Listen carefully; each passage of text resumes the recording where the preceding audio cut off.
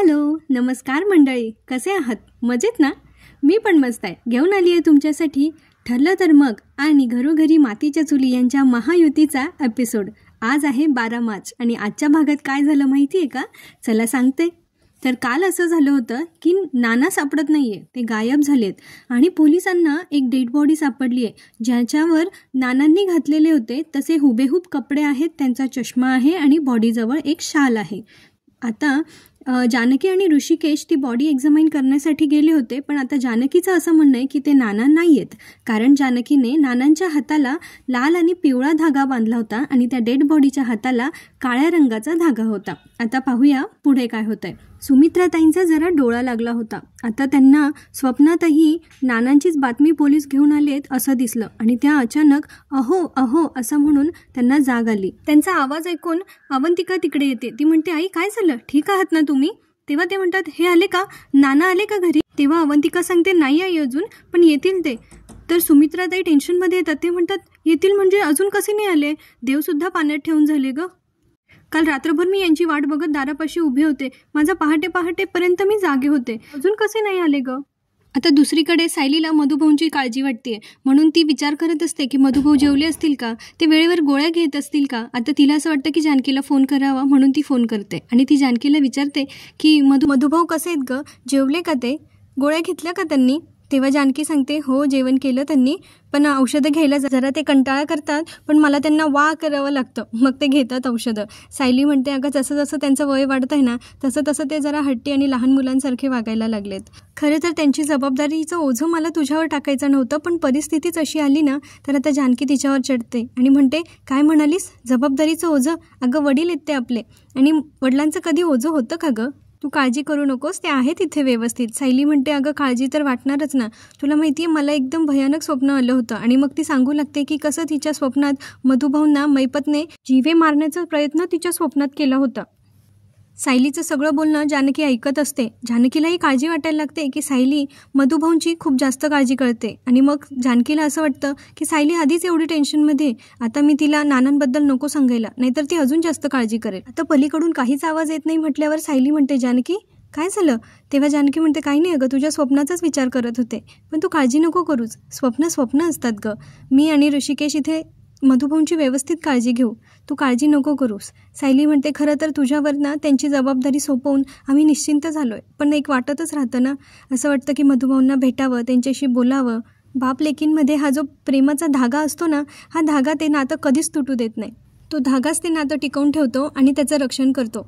जानकी पण म्हणते, हो सायली, अगदी बरोबर बोलतेस तू. पुढे जानकी सायलीला म्हणते, बरं आता ठेवू काय, फार वेळ मला नाही बोलता येणार. तर सायली म्हणते, हो हो ठेव ना, ऋषिकेशच्या नानांना आणि आईंना माझा नमस्कार सांग.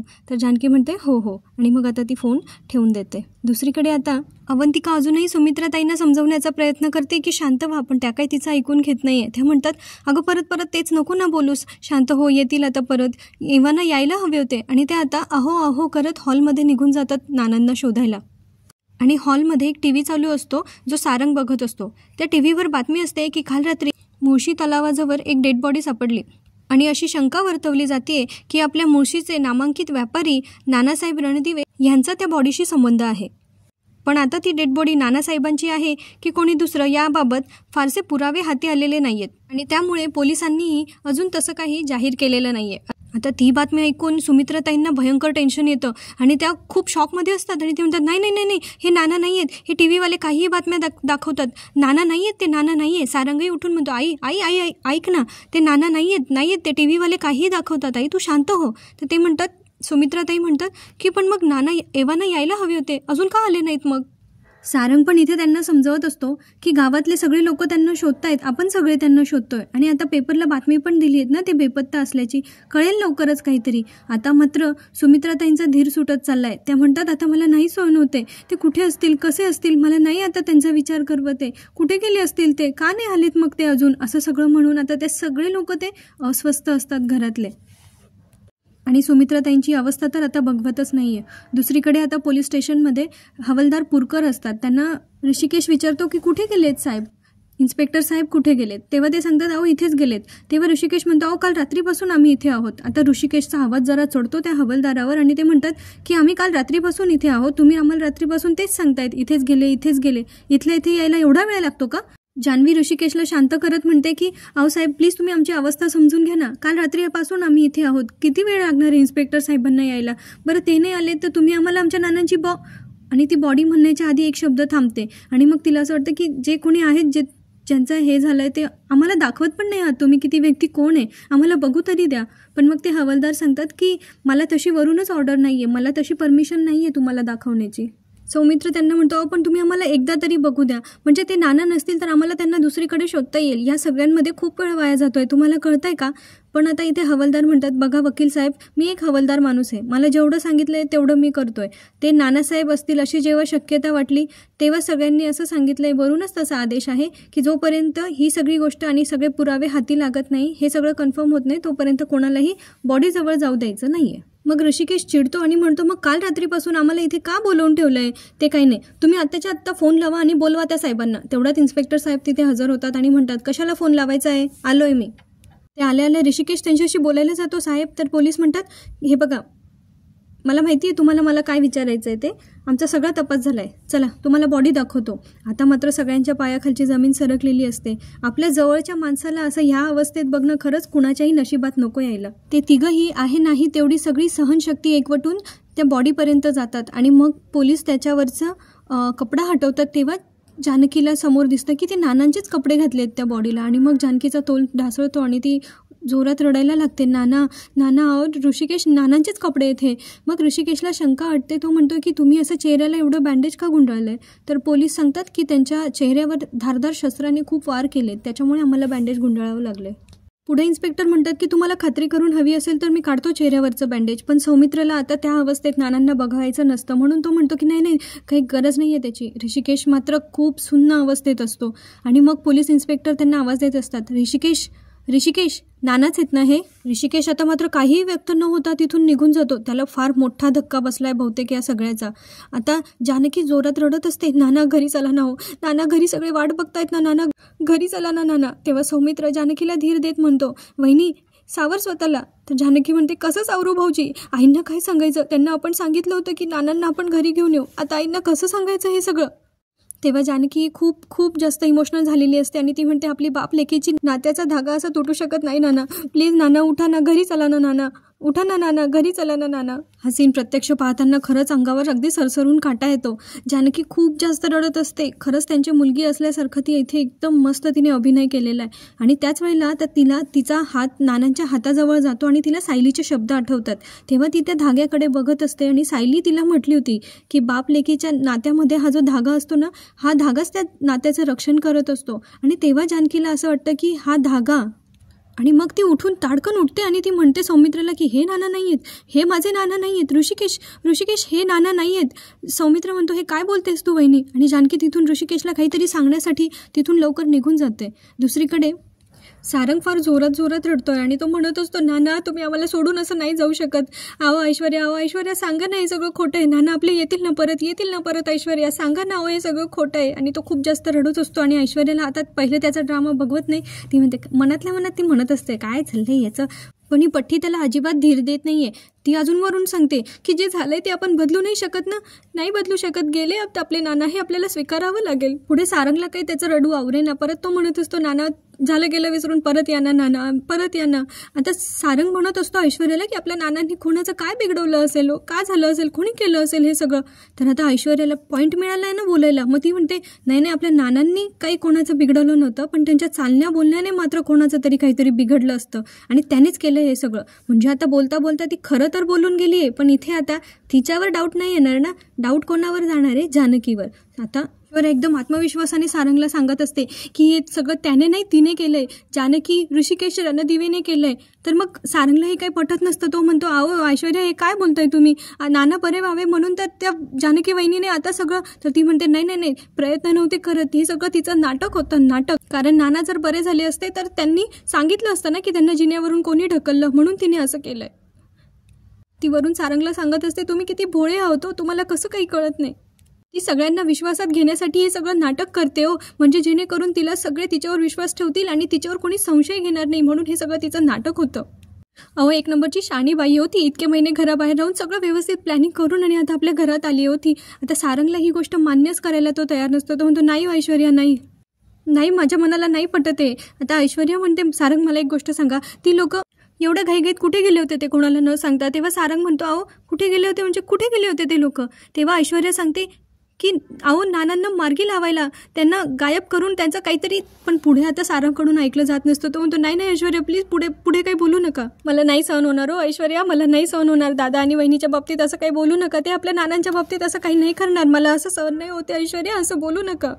सारंग काही केलं ऐश्वर्याचं ऐकून घ्यायला तयार नाहीये, पण ऐश्वर्या पण तिची बाजू मांडायचं सोडतच नाहीये. ती तरी पण सारंगला परत सांगत असते की पोलीस आता जेव्हा तपास करतील ना, तेव्हा हीच गोष्ट सिद्ध होणार आहे की हे सगळं त्यांनी केलंय. आता दुसरीकडे पोलीस स्टेशनमध्ये ऋषिकेश धक्का खाऊन बाहेर आलाय, त्याला आतमध्ये बघवलं जात नाहीये. आता जानकी पण त्याला शोधत बाहेर येते आणि ती सांगत असते की ते आपले नाना नाही आहेत. पण ऋषिकेश म्हणतो, त्यांचे कपडे, त्यांचा चष्मा, ते सगळं शाल, हे सगळं पोलिसांना त्यांच्याजवळ सापडलंय. तर जानकी म्हणते, मला ते नाही माहीत त्यांच्याजवळ काय मिळालंय आणि काय नाही, पण तो धागा त्यांच्या हाताला, आपण देवाजवळ पूजा करताना असतो ना, तो लाल आणि पिवळा धागा, तो मी माझ्या हाताने त्यांच्या हाताला बांधला होता आणि त्यांच्या हातात तो काळा धागा आहे, म्हणजे ते आपले नाना नाही आहेत. आता ऋषिकेशला पण जानकीवर जरा विश्वास ठेवायला तो लागतो आणि तो म्हणतो, म्हणजे आपले नाना आहेत, ते जिवंत आहेत आणि ते गायब झालेत, म्हणजे आपण त्यांना शोधायला हवं. त्यांच्या मनात आता जरा आशा उत्पन्न व्हायला लागली आहे. आणि त्यावेळेला सौमित्र म्हणतो, पण मग त्या बॉडीवर नानांचे कपडे कोणी टाकले असतील?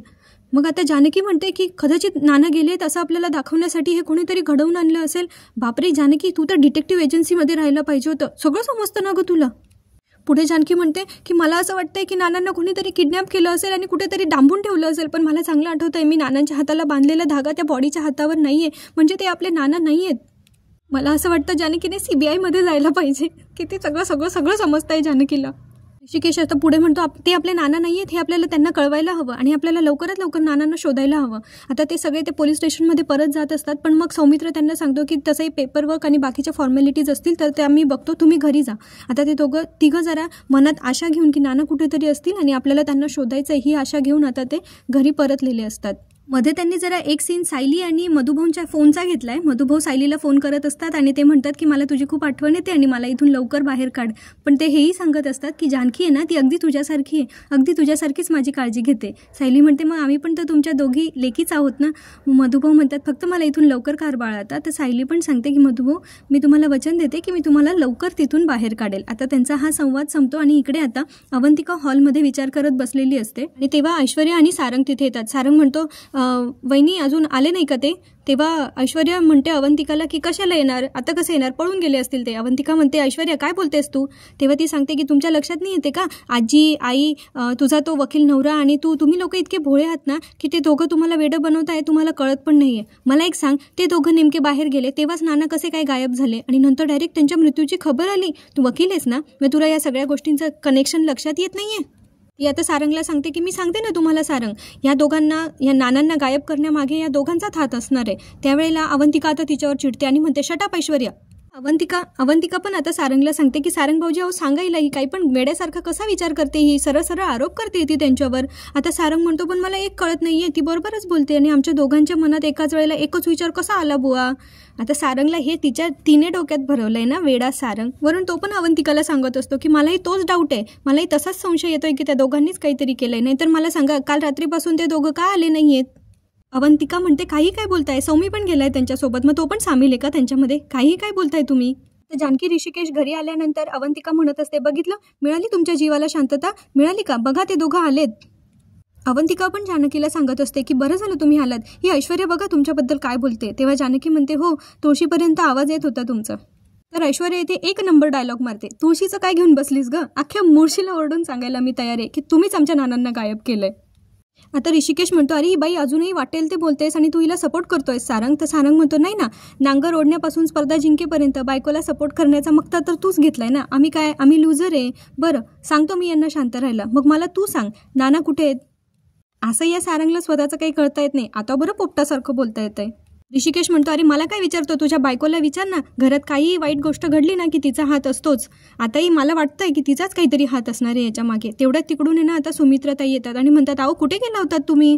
पुढे सुमित्राताई म्हणतात, अगं आले नाही का हे, अजून मित्रांची बडबडच करत बसलेत की काय, मी त्यांच्यासाठी साबुदाण्याची खीर केली आहे, त्यांना आवडते म्हणून, आणि मग फक्त साबुदाण्याची खीरच कशी खाणार ना, बरं मग पोट नाही भरणार त्यांचं, म्हणून थोडीशी मुगाच्या डाळीची खिचडी पण करूयात, चल. आणि आता त्या पदर खोचून कामालाच जायला लागतात. पण आता जानकी त्यांना म्हणते, आई तुम्ही या ना इकडे, आणि ती त्यांना बेडरूममध्ये घेऊन जाते. त्यानंतर सगळेच त्यांच्याकडे बघून शॉक होत असतात की त्या जरा आता वेड्यासारखं बरळायला लागलेत. ह्याच्यामुळे सगळ्यांना धक्का बसतो. पण ऐश्वर्या मात्र खुश होते आणि मग ती म्हणत असते, बापरे ही म्हातारी वेडी झाली की काय.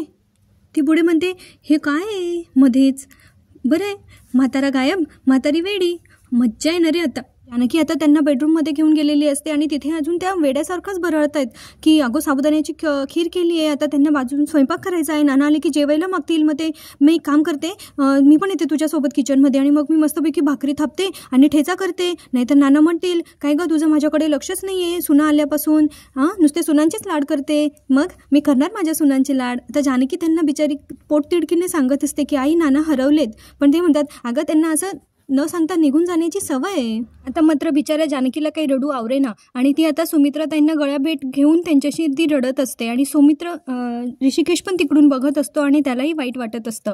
आता त्या दोघी म्हणत असतात सुमित्राताई आणि जानकी की आपण शोधू नानांना, आणि त्याही म्हणत असतात अगं येतील नाना परत, तू नको रडूस. आता दुसरीकडे आपल्याला असं बघायला मिळतं की जानकी स्वयंपाकघरात असते, अवंतिका तिथे येते आणि ती म्हणते वहिनी काय करताय, गुलाबदादांनी सगळ्यांचा स्वयंपाक केला आहे. तेव्हा जानकी म्हणते अगं शेंगांचं पिठलं आणि भाकरी करते, नानांना आवडतात ना म्हणून. तेव्हा अवंतिका म्हणते वहिनी अहो हे काय करताय.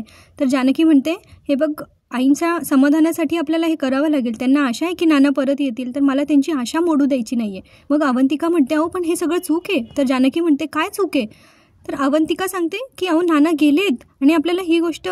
मग जानकी म्हणते कोण म्हटलं असं की नाना गेलेत, हे बघ आईंचा विश्वास आहे ना, आणि मला तरी वाटतंय की ती बॉडी नानांची नाही आहे. मी त्यांच्या हातावर लाल आणि पिवळ्या रंगाचा धागा बांधला होता आणि त्या डेड बॉडीवर काळ्या रंगाचा धागा होता. आता सौमित्र तिथे येतो आणि तो म्हणतो की हे बघ वहिनी फक्त धाग्यावरून काही कन्क्लूड करणं चुकीचं आहे, पण आपण आता दुसऱ्या बाबतीतही असा शोध घ्यायला हवा. आणि आता मग ते दोघं विचार करत असतात, ते दोघंही वकील आहेत ना अवंतिका आणि सौमित्र, त्याच्यामुळे त्यांच्या आता लक्षात येतं की कधी कधी एव्हिडन्स क्रिएट करण्यासाठी ह्या सगळ्या गोष्टी म्हणजे पुरावे दाखवण्यासाठी की मेलेली व्यक्ती तीच आहे असं म्हणून अशा टाईपचा खेळ लोक खेळतात, असं ह्या गोष्टींची त्यांना सवय आहे.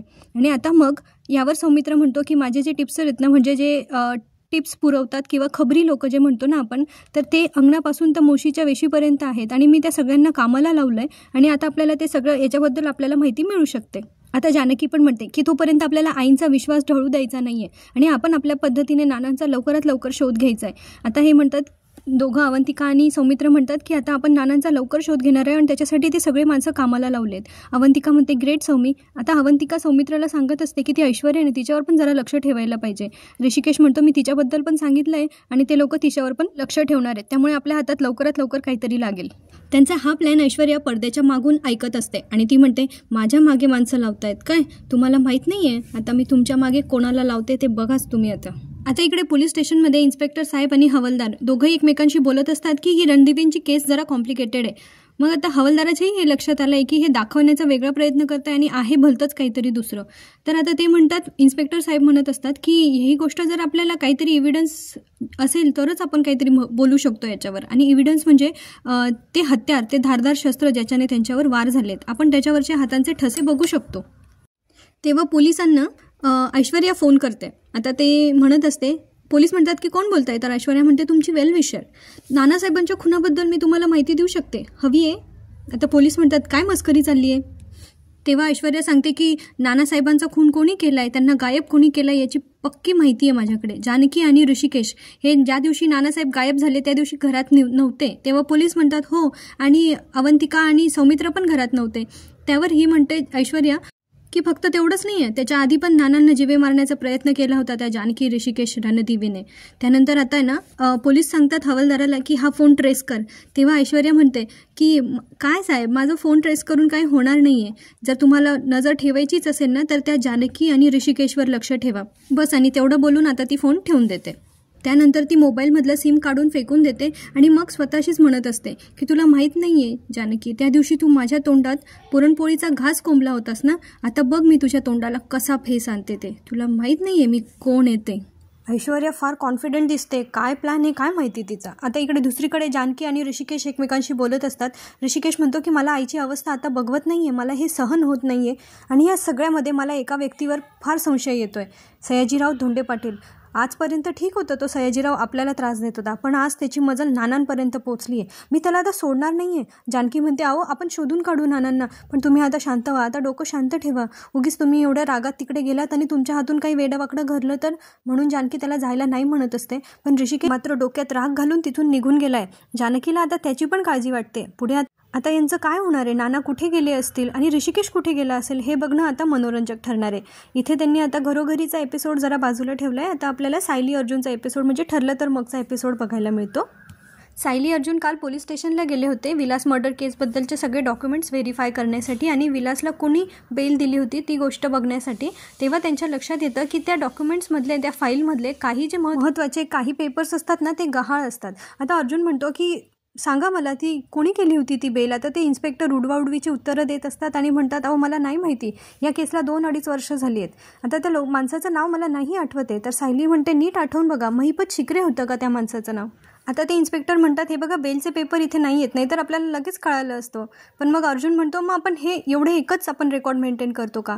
तर पोलीस म्हणतात की नाही, अजून एक रजिस्टर असतं ते पण मेंटेन असतं. आता ते रजिस्टर बघायला गेले, कदाचित आता त्यांना नाव कळेल की कोणी केली होती बेल.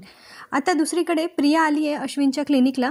ती बसली आहे तिथे त्याची वाट बघत. त्यानंतर आता प्रिया स्वतःच्याच मनाशी म्हणत असते की हा बोलून तर बसला आहे माझ्याशी लग्न करेल असं, आता फक्त याने याच्यावरून फिरून नको जायला याच्या शब्दावरून. तेवढ्यात अश्विन तिथे येतो आणि मग अश्विन तिला म्हणत असतो की एक एमर्जन्सी होती म्हणून मला जरा यायला वेळ लागला, सॉरी. त्यावर आता प्रिया म्हणते नाही, तू म्हणाला होतास ना की आपण नंतर भेटून बोलूया म्हणून आले. अरे मी हे बघ, मला माहिती आहे तू माझ्याशी लग्न करणार हे तू भावनेच्या भरात बोलून गेला असेल, पण तसं काही कंपल्शन नाही आहे, म्हणजे तू मला दिलेला शब्द पाळलाच पाहिजे असं काही कंपल्शन नाही आहे. आता पुढे ती इमोशनल ब्लॅकमेल करते अश्विनला आणि मग म्हणते की कसं आहे ना, मला कोणी दिलेला शब्द पाळण्याची सवयच नाही आहे तशी. आता अश्विनला पण जरा वाईट वाटत असतं, कारण ती इतकं ब्लॅकमेल करते त्याला इमोशनली, पण त्याला ते कळत नाही आहे ना की तो तिच्या जाळ्यात अडकतो आहे ते. आता दुसरीकडे आपल्याला बघायला मिळतं की ते रेकॉर्ड असलेलं रजिस्टर इन्स्पेक्टर साहेबांना मिळालं आहे आणि ते आता अर्जुनला दाखवतात की त्यामध्ये एका बिल्डरचं नाव असतं ज्याने विलासची बेल करून आणलेली असते आणि त्या बिल्डरचं नाव असतं रविकांत देशमुख. हे नाव ऐकून अर्जुन आणि सायली दोघांनाही धक्का बसतो, कारण दोघांनाही अपेक्षित असतं की महिपत शिकरेने केलं असेल हे, पण मग रविकांत देशमुख कोण आहे, आता ही गोष्ट त्यांना ती शोधावी लागणार आहे. इकडे आता प्रिया आता अश्विन समोर बसलेली आणि ती म्हणते अरे काहीच हरकत नाही, तू माझ्याशी लग्न नाही केलंस तरी मी काही जीव वगैरे देणार नाही, अरे माझं नशीबच खराब आहे, मला माझ्या आयुष्यात सुखच नाही आहे, असं सगळं ती इमोशनल ड्रामा करत असते. मग तिला अश्विन म्हणतो की शब्द देऊन फिरून जाणाऱ्यातला मी नाही आहे, पण मला एक वेगळीच काळजी वाटते की आपल्या ह्या लग्नाबद्दल मी तुझ्याशी लग्न करायला तयार आहे, फक्त ह्या गोष्टीबद्दल मी आता घरच्यांना कसं सांगू, त्याच्यावर ते काय रिॲक्ट होतील हेच मला कळत नाही आहे. कारण दादा आणि वहिनीमुळे ऑलरेडी घरात इतके भांडणं झालेत ना की घरातलं वातावरणच बिघडलं आहे. आता ते आपल्या लग्नाबद्दल जर मी त्यांच्याशी बोललो तर ते कसे रिॲक्ट होतील हे मला कळत नाही आहे. आणि दुसरीकडे आता अर्जुनला रविकांत देशमुखबद्दल कळलं आहे, त्यामुळे अर्जुनचा फार संताप होतो आहे आणि त्याला आता पूर्णपणे खात्री आहे की हा रविकांत देशमुख नक्कीच महिपत शिकरेचा माणूस असणार आहे. पण आता त्याचं नाव, महिपत शिकरेचं नाव कुठेही नाही आहे, ते बेलचे पेपर्स सापडत नाही आहे आणि ह्या रजिस्टरवर तर रविकांत देशमुखचं नाव आहे. आता काय करायचं हा मोठा प्रश्न अर्जुनसमोर उभा राहिला आहे. पण आता सायली म्हणते की तुम्ही त्यांच्यावर का चिडताय, त्यांचा काय दोष आहे, याच्यात जे नाव आहे तेवढं त्यांनी फक्त सांगितलं आहे. तर मग आता अर्जुन म्हणतो हो. सायली म्हणते आता आपण इथून निघूया. जाता जाता अर्जुन म्हणत असतो की या रविकांत देशमुखला तर मी आता शोधूनच काढेल आणि त्याला मी आता सोडणार नाही आहे. पुन्हा इकडे अश्विनचा सीन कंटिन्यू केला आहे. तर प्रिया म्हणते हो तेच तर, तुझ्या मनात जर माझ्याशी लग्न करण्याविरुद्ध खात्री असती ना तर तुला ही अशी भीती वाटलीच नसती, अरे काही हरकत नाही आहे. अश्विन म्हणतो तसं नाही. पण मग प्रिया म्हणते मनातल्या मनात ती आता म्हणत असते अरे मग थोबाड उघडून बोल ना तुझ्या आईवडिलांशी. तो अर्जुन बघ त्या सगळ्यांच्या नाकावर टिचून त्याने त्या सायलीशी लग्न केलं आणि तू बघ, हां काय माझ्या नशिबी आहे, फक्त सुभेदारांच्या घरी जायचं आहे म्हणून तुझ्यासारखा धोंडा मला गळ्यात बांधून घ्यावा लागतो आहे, असं ती मनातल्या मनात म्हणत असते. आता दुसरीकडे पुन्हा अर्जुनचा सीन दाखवला आहे. म्हणजे हे लोक एक तर सिरियलमध्ये सिरियल दाखवत आहे आणि त्याच्यात परत ह्या सीनमध्ये दुसरा सीन दाखवत आहे. अर्जुन आता सायलीला म्हणत असतो महिपत किती हुशार आहे, बघितलं ना तुम्ही, इथे सुद्धा त्याने काही फूटस्टेप ठेवलेले नाही आहेत, मला खात्री आहे की विलासची बेल नक्की त्याने केलेली असणार आहे. सायली म्हणते तुम्ही जेव्हा आश्रमातले सगळे पुरावे पोलीस स्टेशनला सादर केले होते तेव्हा तिथे आग लागली होती, म्हणजे तो पण पुरावे गायब करण्याचाच प्रयत्न असेल ना. अर्जुन म्हणतो ऑफकोर्स. महिपत नेहमी असंच करत आलाय आणि त्यामुळे तो फार कमी वेळा पकडला गेला आता, असं अर्जुनचं म्हणणं असतं. आता हा रविकांत देशमुख कोण आहे आणि याला आपल्याला शोधावं लागेल असंही पुढे अर्जुन म्हणतो. पुढे आता अर्जुन म्हणतो चला आता आपण ऑफिसला जाऊया. सायली म्हणते अहो मी तुमची पार्टनर, असिस्टंट जे काही असेल ते, पण आता मी तुमचा स्टाफ नाही आहे, त्यामुळे आता इथले माझे ड्युटीचे तास संपले आणि मला स्वयंपाकघराच्या वेळाही पाळायच्या आहे, त्यामुळे आता मला घरी जावं लागेल. पण आता अर्जुनला काही तिला सोडवत नाही आहे. तो म्हणतो म्हणजे आता तुम्ही घरी जाणार? सायली म्हणते मी घरी जाणार आहे, तुम्हाला सोडून नाही जाणार आहे. मी जरी तुमच्यासोबत नसले ना तरी तुम्ही सतत असाच विचार करत असते, मी तुमच्याबद्दल विचार करत असते, त्यामुळे मी तुमच्यासोबतच असणार आहे. अर्जुन पण तिला आता म्हणतो सेम हिअर. म्हणजे दोघं किती पण टेन्शनमध्ये असले ना तरी त्यांचे प्रेमाचे क्षण ते असे चोरून घेतात मस्तपैकी. आणि ही यांच्या कपलमधली आदर्श गोष्ट आहे जी आपल्यासारख्या सगळ्या कपल्सने घेतली पाहिजे. पण आता अर्जुनला हेही वाटतंय, तो म्हणतो की मला कधी कधी असंही वाटतं की मम्मा तुम्हाला काही बोलली नसेल ना, अश्विनने तुम्हाला काही उलट उत्तर दिलं नसेल ना. तर त्याला सायली सांगते की प्रत्येक नात्याचं आपलं आपलं एक असतं, ते प्रत्येक नात्याला फुटपट्टीने कशाला मोजून बघायला पाहिजे. तेव्हा अर्जुन म्हणतो मध्येच पट्टी कशाला आली आता? सायलीला आता कळतं याच्या डोक्यावरून गेलं. ती म्हणते चला आता आपण निघूया. तो म्हणतो ठीक आहे, आधी तुम्हाला सोडतो मग मी ऑफिसला जातो. पुढे सायली सांगते की मला त्या मधल्या चौकात सोडा, तिथून मी पुढे जाईल, मग तुम्ही ऑफिसला जा, मग घरी आले की आपण केसबद्दल बोलूया. असं म्हणून आता ते दोघं निघतात. आता पुढे पुन्हा प्रियाचा सीन कंटिन्यू होतो. हुश, सीन पे सीन क्या लगा रखा है भाई. आता प्रिया इथे म्हणत असते नाही ठीक आहे, अरे मला कळतं आहे परिस्थितीच एवढी अवघडून बसली ना, तू तुझ्या आईवडिलांशी कसं बोलणार हे मला कळतं आहे, अरे बरं मी निघते. असं म्हणून आता प्रिया तिथून निघत असते. पण नेहमीप्रमाणे अश्विनला तिचा पुळका येतो आणि तो मग म्हणतो की थांब प्रिया, डॅड आता फॅक्टरीत असतील पण मम्मा घरी असेल, आपण डायरेक्टली तिच्याशी जाऊन बोलूया.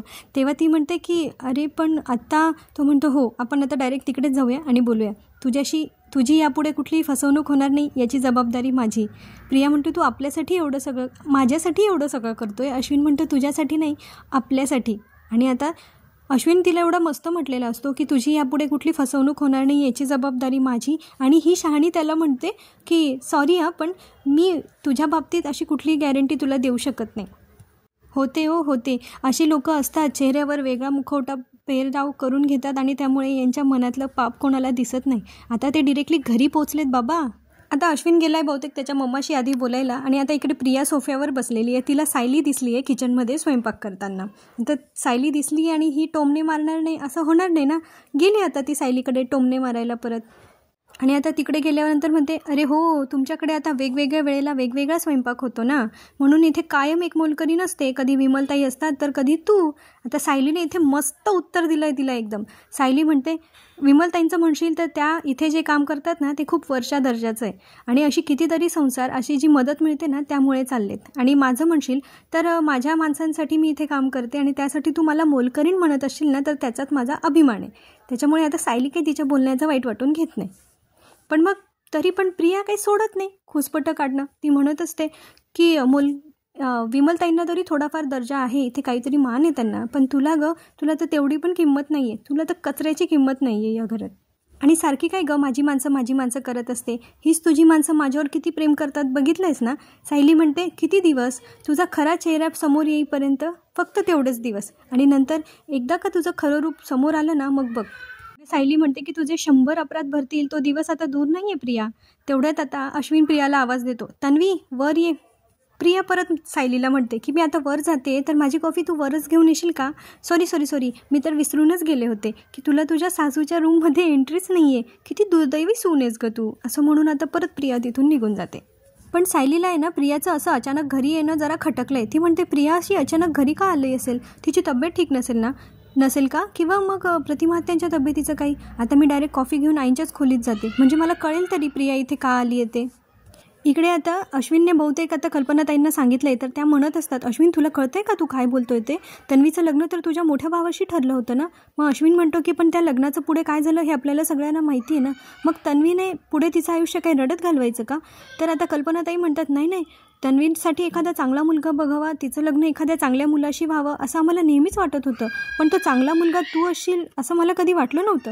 आता मध्ये प्रिया बोलते मामी मी पण त्याला हाच प्रश्न विचारला की माझ्यावरच्या कुठल्या दयेपोटी हा माझ्याशी लग्न करण्याचा निर्णय घेत नाही आहे ना. तर अश्विन म्हणतो नाही मी तुला जे उत्तर दिलं तेच आता मी मम्माला पण देतोय. मम्मा तन्वी खूप चांगली मुलगी आहे आणि तिच्याशी लग्न करणारा मुलगा खूप लकी असेल.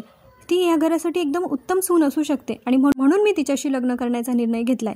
अश्विन, तुला कुठल्या वाईट कर्माची फळं मिळत आहेत रे राजा, तू किती चांगला मुलगा आहेस.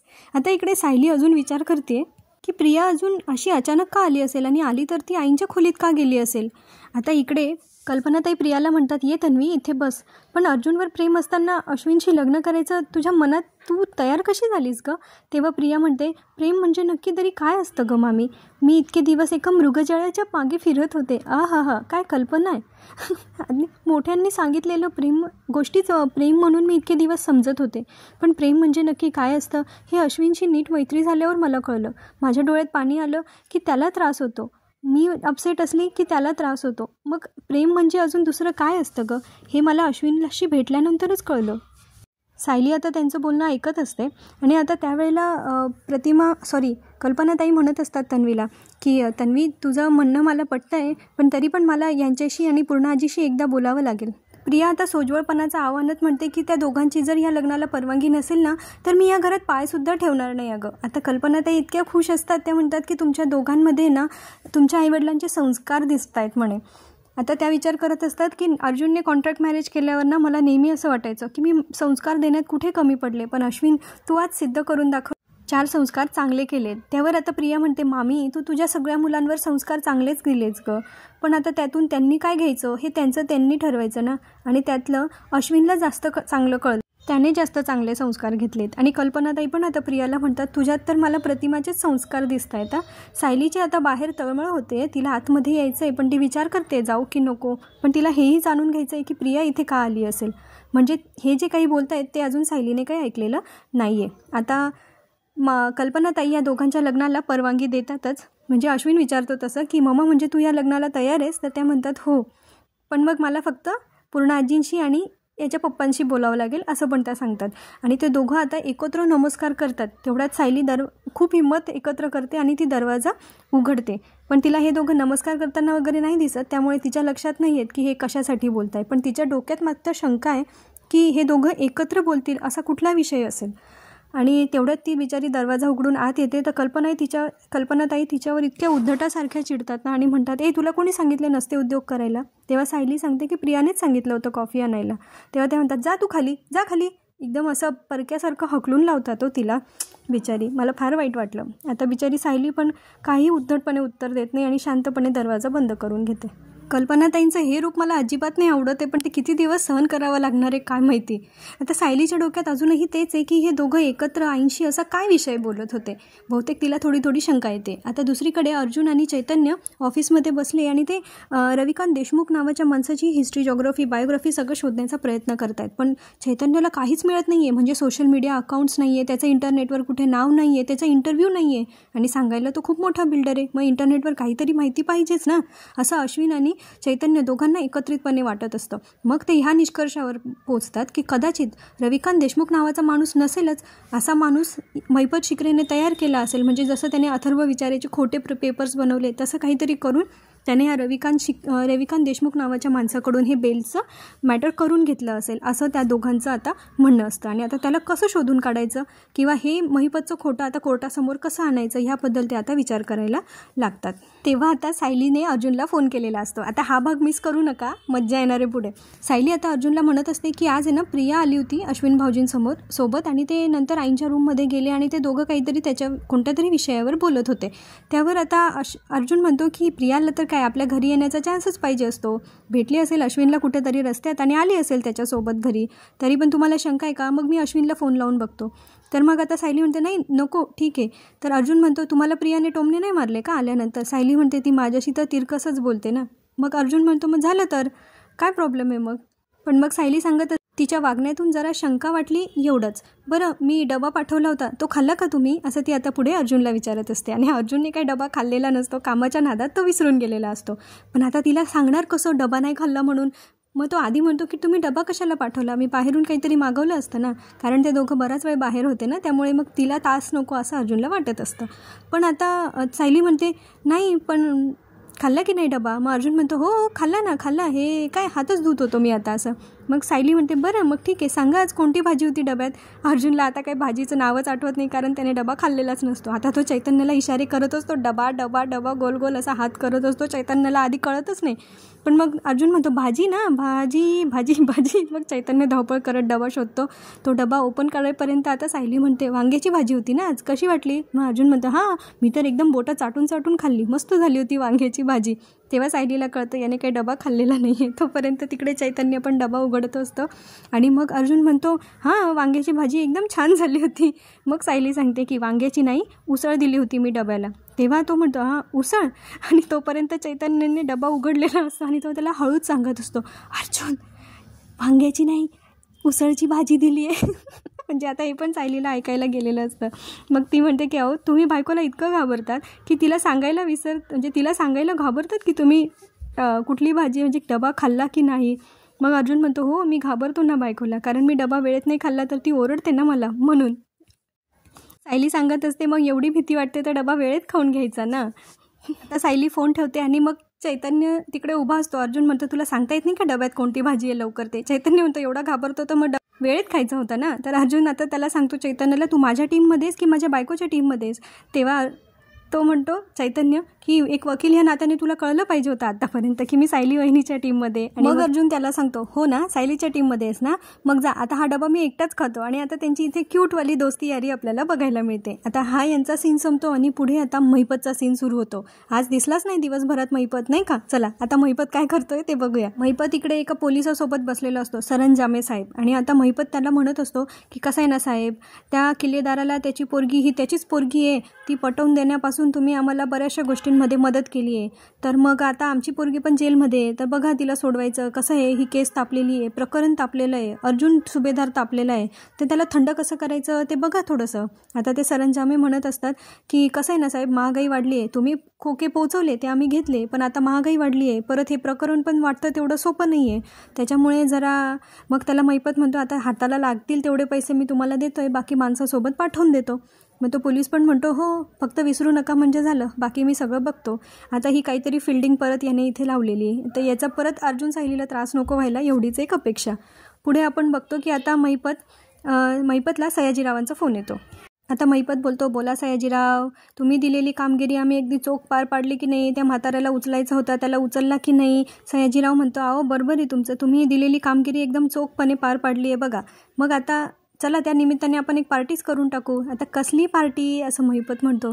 इथं माझी पोरगी जेलमध्ये हो, माझ्या डोळ्याला डोळा नाही आहे, नाहीतर तिला एकदा जेलमधून बाहेर सुटू द्या, पार मुंबईपासून पुण्यापर्यंत आपण पार्टी करू. मग तेव्हा सयाजीराव म्हणतात की अहो मी पण एका पोरीचा बाप आहे, मला माहिती आहे आपली पोरगी अशी जेलमध्ये असल्यावर किंवा अशी संकटात असल्यावर आपल्याला काय वाटतंय ते. आणि पोरीला बाहेर काढणं काय हो, तुमच्या डाव्या हाताचा मोळ आहे. तुमची पापणी लावायच्या तुमची पोरगी येते की नाही बघा घरी. हां, मग या संध्याकाळी घरी असं म्हणतात. आता महिपत बहुतेक सयाजीरावांच्या घरी गेल्यानंतर त्याला जर मधुभाऊ दिसतात की काय, हे आपल्याला पुढे बघणं आता मनोरंजक ठरणार आहे. कारण महिपत इथे सयाजीरावांना म्हणत असतो हो असं म्हणताय का, बरं येतो घरी. मग आता ते घरी गेल्यानंतर काय होतं ते आपल्याला कदाचित पुढच्या काही भागांमध्ये बघायला मिळणार आहे. चॅनलला सबस्क्राईब करून ठेवा. एवढा वेळ झाले मी तुम्हालाही सगळं व्हॉइस ओव्हर करून सांगते. ओके.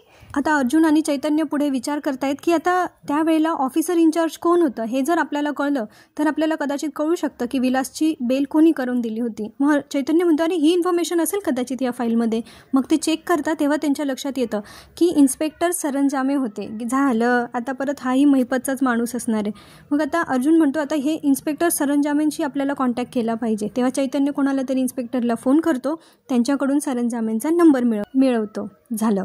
आता सायली अर्जुनची वाट बघत असते. त्यानंतर अर्जुन घरी येतो तेव्हा सायलीची आणि अर्जुनची टक्कर होते आणि सायली पडणार असते, पण अर्जुन तिला फिल्मी स्टाईलने मस्तपैकी कॅच करून घेतो. म्हणजे आता असते सायली अर्जुनच्या मिठीत आणि आता ती म्हणते अहो, मग परत आहे ना ती उठायला जाते तेव्हा अर्जुन तिला अजून एकदा टक्कर मारतो. ती म्हणते हे काय. अर्जुन म्हणतो की एकदा टक्कर मारली ना तर परत अजून एकदा टक्कर मारावी, नाहीतर शिंग येतात अशी माझी बायको म्हणते. सायली म्हणते काही काय तुमचं, गप्प बसा. आणि सारखं माझी बायको हे म्हणते, माझी बायको ते म्हणते असं म्हणत असतात. कोणाला काय वाटेल याची बायको हे दिवसभर काय काय सांगत असते. तेव्हा अर्जुन म्हणतो हो सांगत असते माझी बायको, पण ती इतकी सुंदर आहे ना की मी तिच्याकडे बघतच असतो, त्याच्यामुळे ती काय बोलते हे कधी कधी माझं लक्ष नसतं.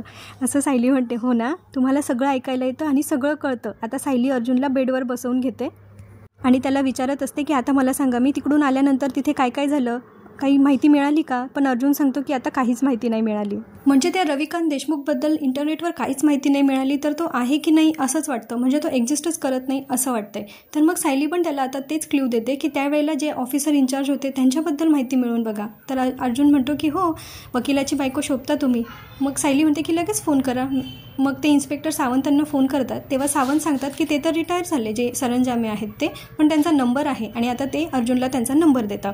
अर्जुन त्यांच्याशी आता फोनवर बोलत असतो. म्हणजे अर्जुन आता त्यांना फोन करतो आणि ते फोन उचलतात आणि तिथेच आजचा एपिसोड संपतो. पुढील भागांमध्ये त्यांनी आपल्याला असं दाखवलं आहे की अर्जुन आणि चैतन्य सरंजामेंना भेटायला म्हणून जातात. त्यावेळेला सरंजामे सांगतात की मी फक्त वर्दी घालून नोकरी नाही केली तर देशसेवा केली आहे. आता अर्जुन त्यांच्याशी बहुतेक ह्या मर्डर केसबद्दल सगळं डिस्कस करतो आणि त्यानंतर ते तिथून निघत असतात. तेव्हा अर्जुनच्या लक्षात येतं की कोणीतरी त्या सरंजामेला पैशांचं पाकिट आणून दिलं आहे. तेव्हा अर्जुनला त्यांच्याबद्दल शंका येते. दुसरीकडे अश्विन, प्रतापराव आणि कल्पना हे अश्विनच्या लग्नाबद्दल बोलत असताना सायली जेव्हा त्यांच्या खोलीकडे जात असते त्यावेळेला कल्पनाताई तिला फार वाईट पद्धतीने जिन्यावरून ओढत असं खाली आणतात आणि मग अश्विन म्हणतो की हे आपल्या घरावर आता नजर ठेवू नये आणि त्यांचं हे सायलीशी वागणं आणि बोलणं अर्जुन बघतो.